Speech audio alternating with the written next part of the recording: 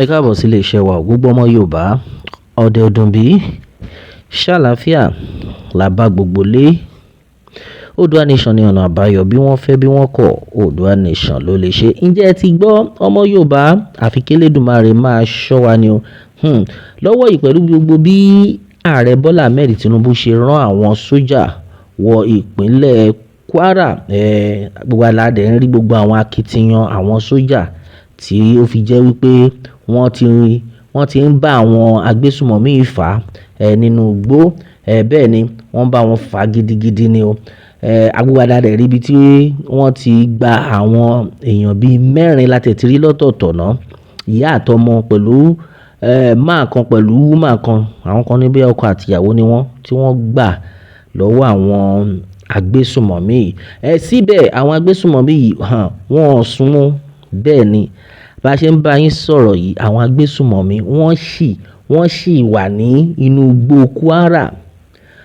Ọ̀pọ̀lọpọ̀ àwọn èèyàn ti jáde pé kí ló dé tó fi jẹ́ wípé bí àwọn sójà yìí bọ́n ṣe ń rescue àwọn èèyàn lọ́wọ́ àwọn sójà lọ́wọ́ àwọn agbésùmọ̀mí, kí ló tó fi jẹ́ pé wọn ò mú àwọn agbésùmọ̀mí kankan, kò yé wa o. Àbí ṣé wọ́n ní kán máa sá lọ ni, ẹ ṣáà fún wa léèyàn méjì kó má dàbí pé àṣìṣe Ọlọ́run nìkan ló yé. Lọ́wọ́ yìí because the way tí àwọn agbésùmọ̀mí bí wọ́n ṣe ń gbìrò sí, bọ́n ṣe ń pọ̀ sí ní gbogbo àwọn abúlé yìí, tó máa kúrò lábúlé kan wá sá lọ sábúlé kejì. Ọ̀pọ̀lọpọ̀ àwọn èèyàn ti béèrè pé sójà mélòó ni ìjọba release sí ìpínlẹ̀ yìí, because bí gbogbo ẹ ṣe ń lọ yìí, èwo ni pé kẹ́ wà ní abúlé yìí tẹ́ bá ti kọ́ńkà ilé, the next thing wọ́n máa tún lọ sábúlé míì, wọ́n á tún lọ ṣọṣẹ́ ń bẹ̀. Kò yẹ kó máa lọ báyìí o. Àwọn èèyàn ni wọ́n ń gẹ̀mí wọn kúrú yìí o. Gbogbo ọmọ ìlú ti pariwo síta pé tẹ́ bá mọ̀ pé ẹ fẹ́ gbà wá, ẹ gbà wá tán. Ẹ má máa ṣe pé ẹ ń gbà wá díẹ̀díẹ̀, ẹ gbà wá tán, ẹ fi gbogbo àwọn sójà sí gbogbo àwọn agbègbè yìí. Gẹ́gẹ́ bí ìròyìn tó ń dé wá lọ́wọ́ yìí o, wọ́n ní àwọn agbésùmọ̀mí, àwọn Fúlàní apààyàn darandaran yìí tó jẹ́ wípé tí wọ́n ní pé kán ṣàwá bayé jẹ́ ni. Wọ́n tún ya wọ ìpínlẹ̀ Kwara o. Ó ní abúlé kan tí wọ́n ní wọ́n wọ̀, wọ́n ní pé Patigi local government area ni o. Bẹ́ẹ̀ ni wọ́n ṣe youth leader bẹ̀, wọ́n ṣe léṣe, wọ́n dẹ̀ ṣe ìyá ẹ̀ léṣe. Wọ́n ṣe ìyá bọ̀bọ́ yìí léṣe. Wọ́n ní around bí nǹkan bí 11 alẹ́ ni wọ́n wọlé o. Kí ló tún kan youth leader? Okay, now wọ́n fẹ́ kí youth leader tún gbérí. Wọ́n ṣáà make sure pé gbogbo àwọn tí wọ́n dàbí wọ́n di ipò kankan mú nílùú yẹn, lábúlé là ń sọ yìí o, tán di àwọn ipò kankan mú, wọ́n ṣàfẹ́ máa mú wọn balẹ̀. Kí ló dé nílùú tó lọ́ba tó níjòyè? Gọ́dá tẹ̀ tí wọ́n ń gbọ́n sí ni pé màmá yẹn ń sìn wọ́n rọ̀ṣẹ̀ lọ sí hospital. At the end of the day màmá yẹn náà ti kú. Má ṣe o. Youth leader, wọ́n pa youth leader lẹ́sẹ̀kẹsẹ̀. The next thing màmá yẹn ó ṣe yánnayànna tó ń fi màmá yẹn lẹ̀ tán sá lọ. At the end of the day wọ́n rọ̀ṣẹ̀ màmá dé hospital, màmá ti kú o. That means wọ́n ti pa ìyá àtọmọ pọ̀ ní alẹ́ ọjọ́ kan náà. Kí ló dé? How long are we going to continue like this? How long? And ìdí táwa fi ń pariwo gbogbo ọmọ Yorùbá, ẹ má máa wò pé ṣèbí Kwara nìkan ló ti ń ṣẹlẹ̀. Àwọn ọmọ Yorùbá ni wọ́n ń pa yìí o. Bẹ́ẹ̀ ni wọ́n máa ní pé ìpínlẹ̀ Kwara ló ti ń ṣẹlẹ̀. Ẹ ti gbàgbé pé ó láwọn ìlú tó jẹ́ pé wọ́n súnmọ́ Kwara. Àwọn ìlú bíi Ọ̀ṣun, Èkìtì, àwọn ìlú bíi ìlú Ìbàdàn gan ò jìn sí gbogbo àwọn àdúgbò yìí. Ọ̀rọ̀ wákàtí ni kẹ́ tó mọ̀ tó ṣẹlẹ̀, wọ́n ti wọlé. Wọ́n ti wọlé tán.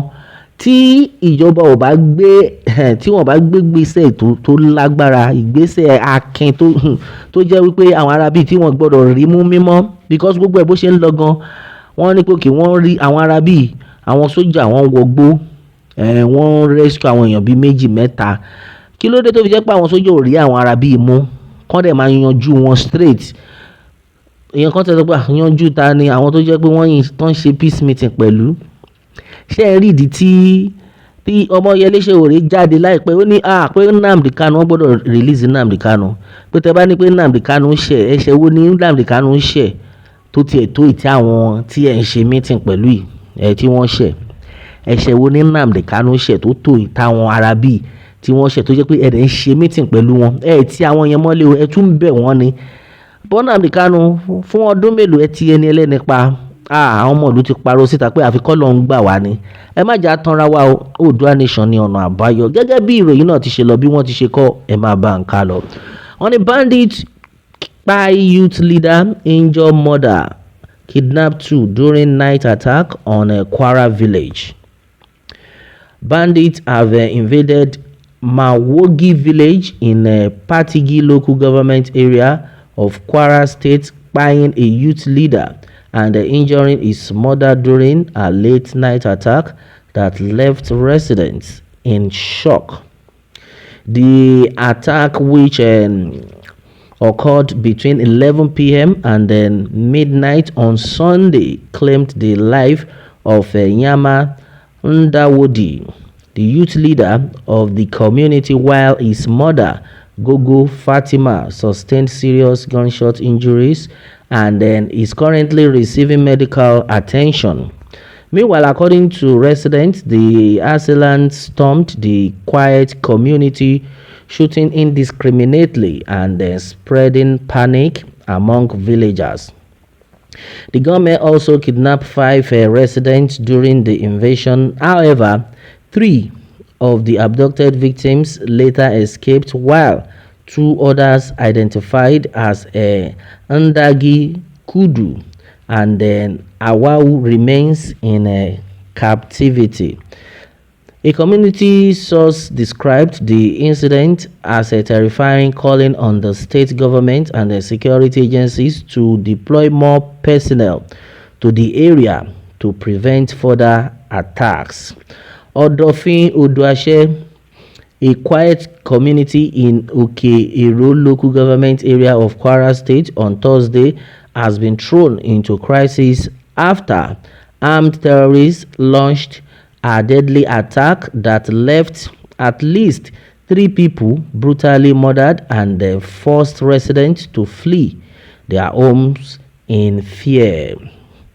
Ẹ̀yin ọmọ Yorùbá, ọ̀rọ̀ pọ̀ nínú eléyìí gẹ́gẹ́ bí gbogbo ẹ̀ ṣe lọ́gbọ̀n náà lẹ́ ń gbọ́ ẹ̀ ládùúrú bí wọ́n ṣe ń wọlé tí wọ́n ń jáde tán dẹ̀ máa gbá àwọn èèyàn máa já àwọn èèyàn gbé tán máa jí wọn wọnú igbó tí wọ́n máa pa ìtàn máa pa tí wọ́n dẹ̀ máa ṣe ìtàn máa ṣe léṣe ládùúrú gbogbo bí àwọn Arabi tán ṣe ń ṣe nǹkan yìí tán dẹ̀ ní pé àwọn sójà wọ́n náà rẹ̀ Tinubu náà tẹ̀ send àwọn sójà ìwọ̀nú igbó dáa ẹ lọ bá wa make sure pé ẹ mú àwọn Arabi balẹ̀ àti ìrẹ́ anybody tó ń mú balẹ̀ o bí kò ju wípé akọ̀mọ̀rẹ́ èèyàn bíi 2 èèyàn 3 tí wọ́n máa láwọn ti gbà á lẹ̀ láti pàtàkì tó ti ń ṣe láti ìdìbò wọ́n gba èèyàn bíi 3 lẹ̀ èèyàn méjì láti ń rí lẹ́nu ọjọ́ 3 yìí ní pé ẹ ṣiṣẹ́ o in fact ẹ gbìyànjú ṣùgbọ́n bí gbogbo ẹ ṣe ń lọ yìí a nídìí kí ẹ ṣiṣẹ́ yìí bíi titi yín gangan ẹ máa bá wa mú àwọn Arabi balẹ̀ tó yẹ pé 2-3 lẹ̀ ń rí mú ẹ máa pa wọ́n lójú ẹsẹ̀ bẹ́ẹ̀ ni kán máa yanjú wọn lójú ẹsẹ̀ ni tán bá ti yanjú wọn la máa mọ̀ pé kí ẹ ń ṣiṣẹ́ yìí because tí ẹ bá yanjú àwọn Arabi yìí wọ́n máa gbèrò sí ni àdẹ mọ̀kán tó ń ṣẹlẹ̀ nínú igbó mọ̀kán tó ń ṣẹlẹ̀ nínú igbó okay now youth leader yìí tí wọ́n lọ attack mọ́lé at the end of the day wọ́n yin ìbọn fún ìyá ẹ̀ ń bọ́n wọ́n ní wọ́n rọ̀ ṣe lọ sí hospital ni ìyá kú sí o ìyá ti wá kú sí hospital o ṣé bí wọ́n ṣe máa yanjú wa rèé lẹ́yọ kankan kò yẹ kó máa lọ báyìí o àfi kí Elédùmarè máa ṣọ́ wa because gbogbo nǹkan tó ń ṣẹlẹ̀ àwọn ti wá tójú sú wa o àwọn ti tójú sú wa ìjọba ẹ gbọ́dọ̀ ṣiṣẹ́ yín kanlẹ̀ àwọn Arabi wọ́n gbọ́dọ̀ mú wọn olóyè Sunday Igboho parọ́ pé ṣe bí ilẹ̀ Yorùbá ni wọ́n ń tẹ̀ ṣùàṣùà yìí tí wọ́n bá ti lè tẹ ilẹ̀ èwo wá ni pé kílẹ̀ má lè mú wọn ilẹ̀ gbọ́dọ̀ mú wọn náà sì sọ pé ilẹ̀ yẹn ló rán tẹ̀ irú nǹkan tá a nídìí nìyẹn ilẹ̀ gbọ́dọ̀ mú wọn gbọ́dọ̀ kò yẹ kí wọ́n lè máa kúrò kán máa yan fanda nílẹ̀ Yorùbá agbára wà níbi tágbára wà ẹ jọ̀ọ́ torí Ọlọ́run ẹ jẹ́ kí àwọn tó bá lè ṣe iṣẹ́ yìí ẹ jẹ́ kí wọ́n ẹ fún wọn lágbára ẹ fún wọn láyè láti ṣiṣẹ́ yìí because bí gbogbo ẹ ṣe ń lọ yìí kò wá yé wa mọ́ kí wọ́n rescue èèyàn méjì kan pa èèyàn bíi 20 kò yẹ kó máa lọ bẹ́ẹ̀. Àwọn tán dẹ̀ rescue yìí tán ti rescue wọn lọ́wọ́ àwọn ará bíi kí ló dé tó fi jẹ́ pé wọn ò rí àwọn ará bíi mú àti ìrìbí tán ti rí àwọn agbésùnmọ̀mí kankan mú wọ́n gbọ́dọ̀ mú wọn ni àbí ṣé wọ́n fẹ́ sọ fún wa pé wọ́n ń fi wọ́n lẹ̀ ni. Nítorí Ọlọ́run ó ti sú gbogbo ọmọ ìlú o, ẹ tètè wá nǹkan ṣe sí o. Oòduà nation ni ọ̀nà àbáyọ, bẹ́ẹ̀ ni bí wọ́n fẹ́ bí wọ́n kọ̀ Oòduà nation ló lè ṣe. Ní jù báyìí lọ lórí eléyìí, a ó máa bẹ ọ̀bẹ níbẹ̀ ṣo àtẹ́lẹsẹ̀ abẹnà wò. Ẹni tó bá lámábọ̀là ní dé bá kélédùà kó bùkún fún orílẹ̀-èdè Yorùbá. Ó dàbọ̀.